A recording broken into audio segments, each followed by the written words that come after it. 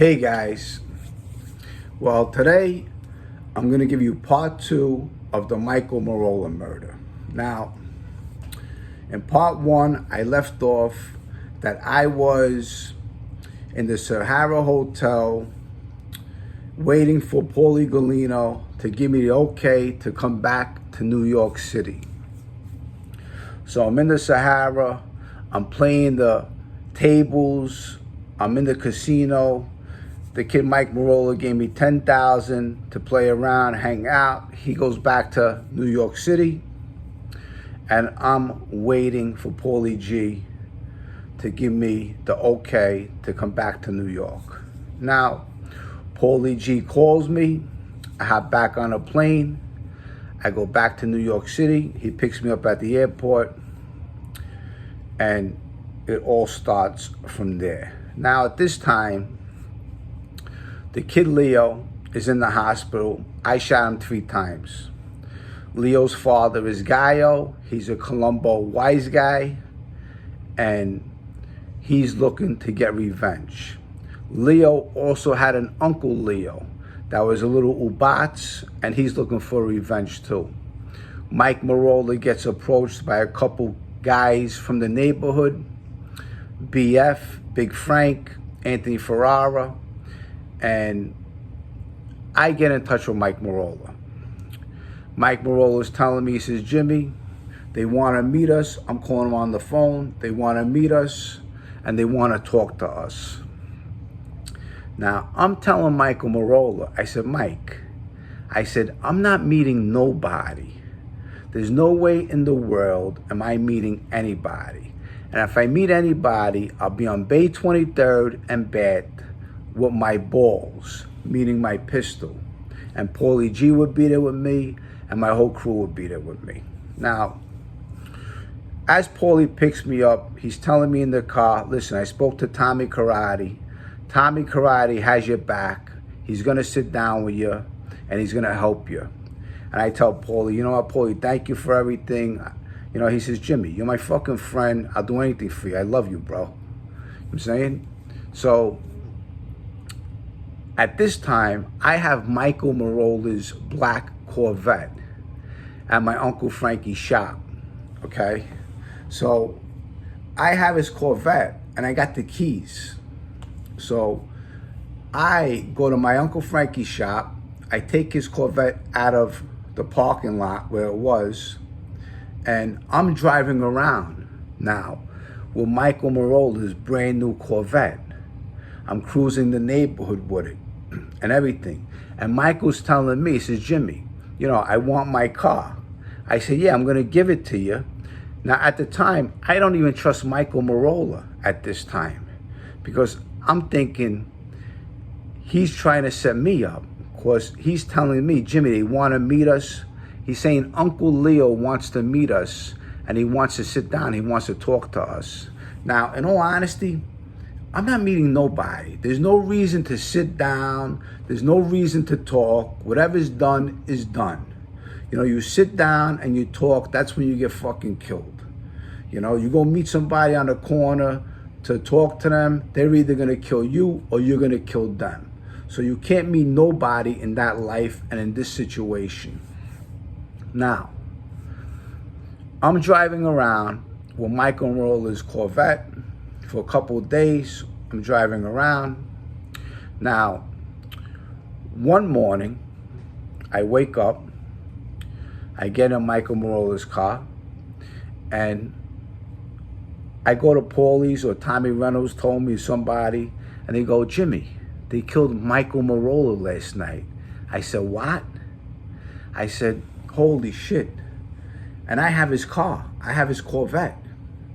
I have his Corvette, and the mother has the title. Now, I didn't want to be implicated in this kid's murder, because I had nothing to do with this kid's murder. So I really wanted to bring the car back to the mother, because she had the title to the car. But what I did was, I got the car chopped up. I made it disappear. I gave it to one of the kids in the neighborhood. They gave me like $1,000 for the car to chop it up. and they took all the parts off of it and they made it disappear. So now I get rid of his car. The kid Michael Merola is dead. He had a case pending. He was arrested. He was out on $25,000 bail. They ended up killing him. When they killed Michael Merola, they sent a message to anybody in the street. They shot Michael Merola. They stabbed Michael Merola. They burnt Michael Merola. And they cut his dick off and put it in his mouth. They really killed him in a terrible way. In a way that is not humanized. They treated him like an animal. That's how these people are on the street. They're fucking terrible. They're the worst form of life. Instead of just killing somebody and you have it out for them, they want to humiliate you. This is what the streets are. So when they did this, I can't even go to his wake. His wake was held at Scarpacci, 14th Avenue, and I passed by. I see a big scene out there. I wanted to go in, but then I said, you know what? It's probably better off I don't even go in. Now I got this beef with the kid Leo in Sulaco, the kid I shot. His father is Guyo, and he's a wise guy. I got Uncle Leo out for justice. He's looking to kill me. Guyo's looking to kill me. Frankie Myers, I guess, is after me. So the word on the street was that Leo's family, Uncle Leo, gave the guy Frankie Myers $25,000 to kill the kid Michael Merola. That's the word on the street. So Paulie G sends out a message towards those Colombo guys, and he tells them if anything happens to Jimmy, there's gonna be a fucking war. That's how Paulie G was. Paulie G had big balls. We're all packing. We got pistols on us every day. We're on Bay 23rd, and we're letting everybody know anything happens to Jimmy Calandra, there's gonna be a war. So Tommy Karate comes to me with Paulie G. Paulie G says, Jimmy, tell Tommy what happened, tell him the story. And I said, Tommy, I said, all I did was defend myself. I said, this guy came at me with a baseball bat. I pulled out a pistol and I shot him 3 times. He said, okay. He said, you know what? He said, you did the right thing. He said, let me go see the guy Guyo with the Colombo crew. He goes to see the guy Guyo. The guy Guyo's a wise guy, like I said. Tommy Karate's a wise guy with the bananas. Tommy goes to New Trick Avenue where Guyo hung out, and he mentions my name, Leo and Sulaco's name. He mentions, he said, the problem with the kid Leo, your stepson got shot by Jimmy Calandra. We all know what happened. This kid Jimmy Calandra's from the neighborhood. He's around us over here. So Guyo is asking him, you know what? Can you set him up? We want to kill him. And Tommy Karate tells him, he says, that's not going to happen. These kids are good kids. He said, if you're looking to set them up, what I could do is I'm just going to let them know that I'll let them loose on you. There's a whole bunch of them. I'll let them loose, and they're going to come strong, and they ain't going to stop. You're going to have to kill them all. So Guyo says, you know what, Tommy, I respect you. I know what you're all about. And let's put this to rest. The other kid, Mike Marola, he's dead. It is what it is. We'll just end this and let's, make this amends and try to clean this up, because I don't want anyone else getting killed. It's going to bring too much heat. So Tommy Karate sits down for me. He goes back to Paulie G. He says, tell Jimmy everything's okay. Tell him to come around. He can hang around. Anyone comes near him, tell him just fucking kill them, he says. So Paulie G helped me out with that situation. And being a true friend that Paulie G was, everyone should have one. Now, later on, after the sit down with Tommy Karate and Guyo, I see the kid Leo in Sulaco on 12th Avenue. I was dating some girl over there on 76th Street and 12th. I was sitting on her stoop, and who's passing by in a car? The kid Leo in Sulaco. Now, I always had a pistol on me. So the kid Leo in Sulaco pulls over. This is maybe a month later, 2 months later.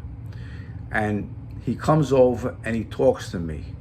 He says, Jimmy, he said, it's fucked up what happened. I said, Leo, I'm sorry for shooting you in the stomach. You came at me with a baseball bat. He said, Jimmy, you know what? Just forget about it. And he showed me his stomach. His stomach was fucking teared up.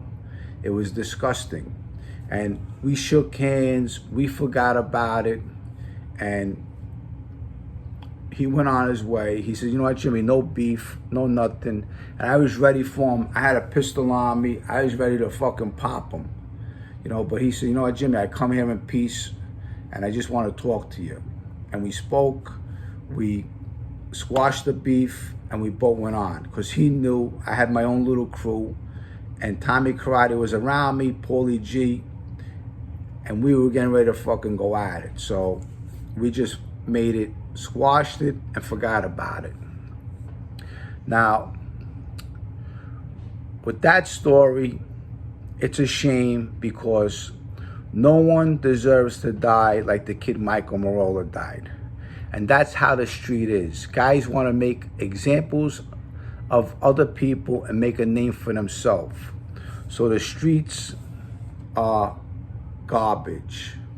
I recommend, and I don't glorify these wise guys or gangsters.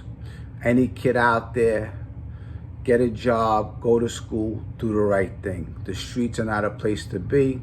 The streets are a dead end, and the streets will never love you back. So I hope you enjoyed that story. If you did, share this video. Subscribe to my channel. I love my subscribers. And I'll be telling the Bobby the Chico Part 3 story next in a day or two. With that said, I also want to give a shout out to all the scumbags out there. Okay? I love you guys. Remember that. Thank you for being on my team. Thank you for subscribing to my channel. Until the next video, I'll talk to you soon. Bye.